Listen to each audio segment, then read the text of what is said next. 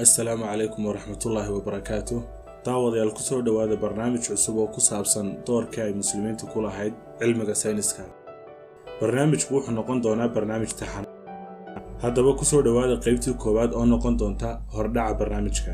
Ujeedada barnaamijka aynu u sameynay ayaa ah inay dhalinyarada Islaamka gaar ahaan Soomaalidu ay ogaadaan in waqti taariikhda kamid ah dadka Islaamku ahaayeen cid hogaamisa aqoonta kala duwan sida cilmiga diinta, cilmiga falaga ama cilmiga xidigiska, caafimaadka, xisaabta, fiisigiska iyo chemistryga. Muslimiintu waxay saameyn ku lahaayeen xadaaradihii iyo ilbaxnimooyinkii kala duwanaa ee jiray xilligaasi.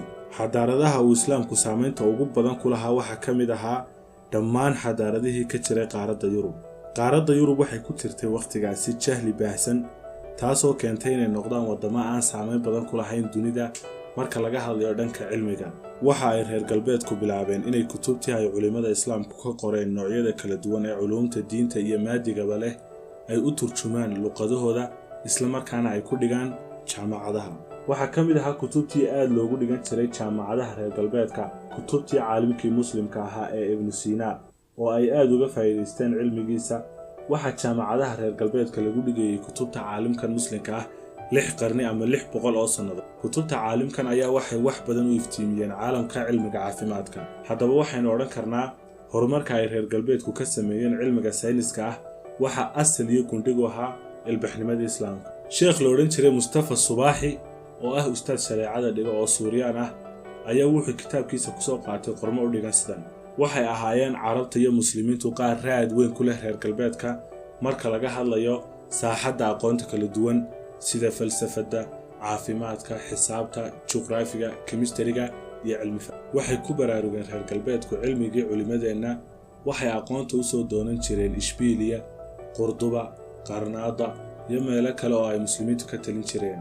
waxay la yaabanaayeen ardayda reer galbeedka ee aqoonta u soo doontay madaaristeena cilmiga.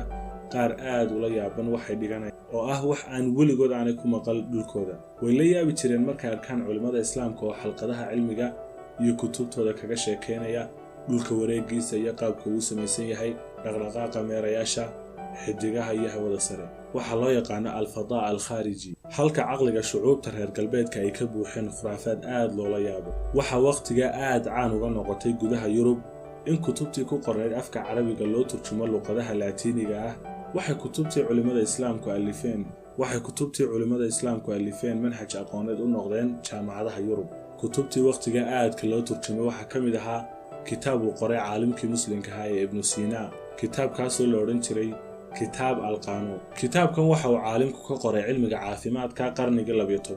waxa kale oo kamid ahaa kutubtii aadka loo turjumay kitaab uu qoray caalim muslim ah oo la oran jiray Ar-Razi.